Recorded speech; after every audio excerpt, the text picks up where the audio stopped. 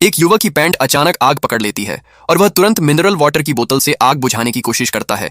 लेकिन अगले ही पल वह प्राचीन समय के एक गांव में पहुंच जाता है जहां उसके पास एक सुंदर लड़की होती है जो आग में जलने वाली होती है। वह पानी शब्द कहता है और तुरंत अपने सुपरमार्केट में वापस आ जाता है। उसे लगता है कि यह भ्रम है, लेकिन जैसे ही वह बाहर कदम रखता है वह फिर उसी लड़की के पास पहुंच जाता है और समझ जाता है कि यह सच है। वह सुपरमार्केट कहकर वापस लौटता है और समझ जाता है कि वह दोनों दुनियाओं के बीच आ जा सकता है। वह फायर एक्सटिंग्विशर लेकर प्राचीन गांव में जाने की तैयारी करता है, लेकिन दूसरी मंजिल नहीं खुलती और सिस्टम बताता है कि उसे पहले शेन गांव में एक दिन तक जीवित रहना होगा। वह वापस गांव जाता है, आग बुझा देता है और गांव वाले उसे पहाड़ के देवता का दूत मानकर उसके सामने झुक जाते हैं। वह भी इसे मान लेता है। गांव का मुखिया बताता है कि गांव एक साल से संकट में है और खाने की कमी है, तो युवक सुपरमार्केट से ब्रेड लाकर गांव वालों में बांट देता है और वे उसे बहुत पसंद करते हैं। युवक पूछता है कि सूखा नहीं है तो फिर समस्या क्या है।